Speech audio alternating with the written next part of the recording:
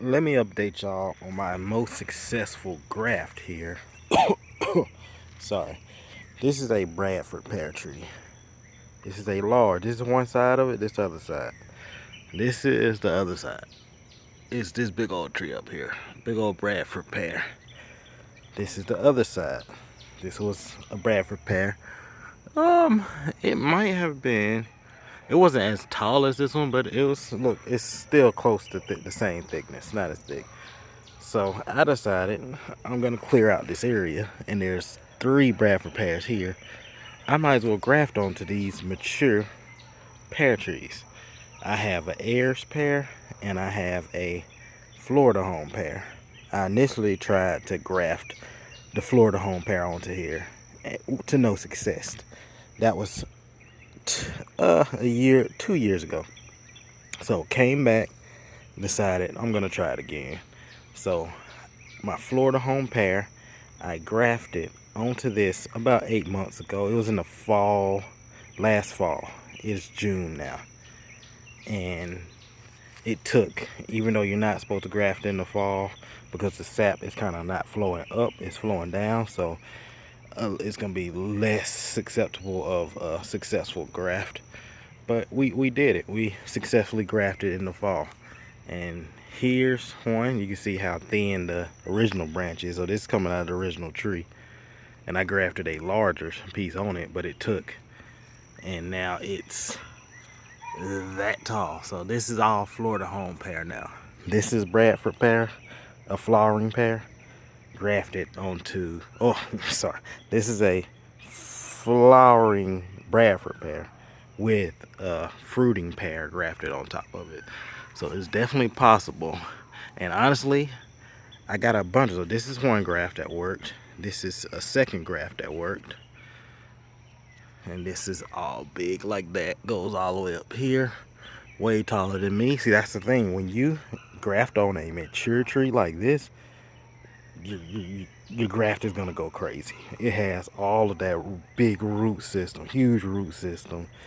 It's, since this is just one tree right here, all of those leaves, those mature limbs and leaves are getting so much photosynthesis up top up there, and it can share it over here. I believe this is one tree. Let's actually look in here. I might be touching poison ivy. We're just gonna say it's one tree. I could have definitely just been touching poison ivy. But yeah, here's another graft. So this is a third one, which has 3 branches on it already. Remember, these grafts last year, all the graft was a little extension right here. So this to here, this is the graft in the fall when I grafted onto it, and it has 3 branches shooting out of this one. All Flordahome pear.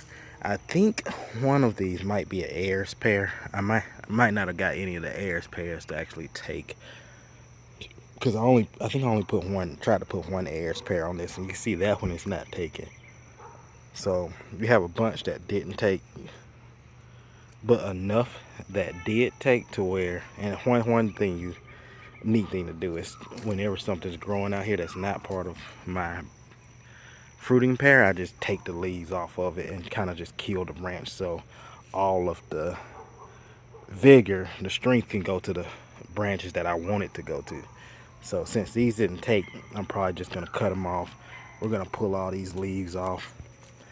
We want this energy not into this growth that's gonna be more Bradford pear. We want it into my fruiting Flordahome pear, and which I know is probably not the best pear, because it has already shown me it's kind of one of those 1 year it fruits, 1 year it doesn't fruit, and that's off of the main Bradford pear, not Bradford, I keep getting those mixed up.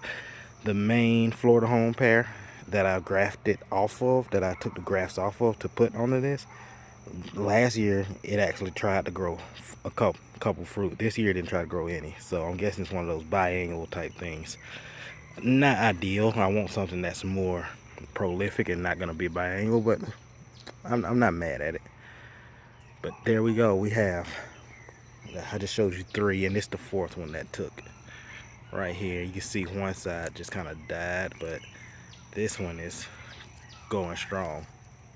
So, And it's a successful graft from my first successful graft ever, and from a Bradford pear, a flowering pear, grafted flordahome pears on it, and this thing is taking off, and we might get fruit next year, because that's the thing, it's so mature down here that it's gonna grow this thing so fast that it's gonna give me fruit faster than getting a young tree and just planting it. I can actually take y'all to the mother flordahome real quick.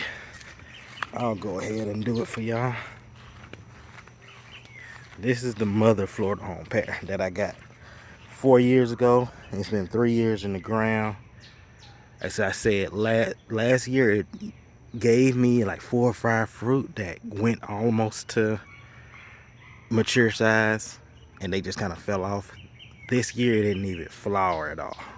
I think it did flower, but well, maybe it didn't flower, I don't know, but it didn't do anything. Let's just say that it did more last year than it did this year. And this is the mother. It's just not as grown as prolific as that graft, which is nuts to me. I mean, it's still growing a lot, don't get me wrong, because this whole branch is kind of new, and you see new growth right there. It's doing fine. It's just can't compare it to a mature tree. It's just not gonna happen. But there we go.